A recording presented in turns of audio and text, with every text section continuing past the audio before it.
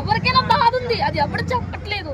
మీరు ఎంతసేపు మీ వ్యూస్ రావాలి, మీ అవర్స్ పెరగాలని మీరు చూసుకున్నారు, కానీ జనాలు చచ్చిపోతున్నారు. అక్కడికి ఎవడెళ్ళి వీడియో తీస్తున్నాడు? ఇప్పుడు మీరు ఇది మీ డబ్బుల కోసం అయితే మాత్రం కాదు, మన వాళ్ళు ఎంత కష్టపడుతున్నారు, మన వల్ల ఎవరు సఫర్ అవుతున్నారు. ఇందులో ఎవరిది తప్పు ఉంది లేకపోతే ఎవరు రైట్ ఎవరు తప్పు అనేది మనం ఎవరేం చెప్పలేము. కానీ ఈరోజు అక్కడ గుంటూరులో ఒక ఆయన చనిపోయాడంట, నాయక్ అని ఆయన ఎక్కడికో వెళ్ళాడు, అక్కడ చనిపోయి వచ్చాడు. ఆయన శవాన్ని ఎలా తీసుకొచ్చారో కూడా మనకు తెలియదు. ఆయన పెళ్ళి ఉంటే ఆయన భార్య ఆయన బిడ్డలు ఎంత బాధపడి ఉంటారంట. ఎంతో మంది జవాన్లు అట్లనే ప్రాణాలు పోతున్నాయి. కానీ అందరూ కాసేపే ఈ గంట సేపు ఏడుస్తాం లేదా ఈ రోజు ఏడుస్తాం. ఇది ఒక black day, February 14th black day పెట్టారు.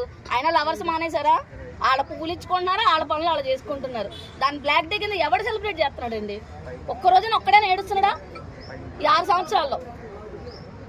ఇది కూడా అంతే, 2 రోజులు ఎడుతాం, 3 రోజులు మళ్ళీ మామూలే. మన ఇష్టాలు మనయ్యే, మన లగ్జరీ లైఫ్ మనదే. ఒకరిని కొట్టాలా, ఇంకోటి పెట్టాలా, ఇంకో దాని దగ్గర పోవాలా, ప్రతి ఒక్కడికి ఇదే ఉంది.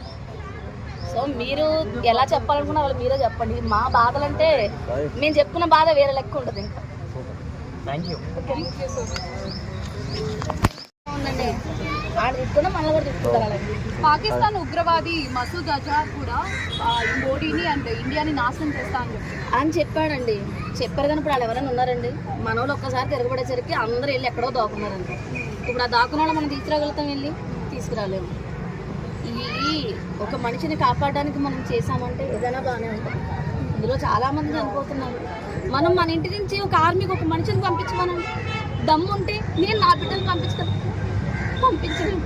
అక్కడ జనాలు చచ్చిపోతుంటే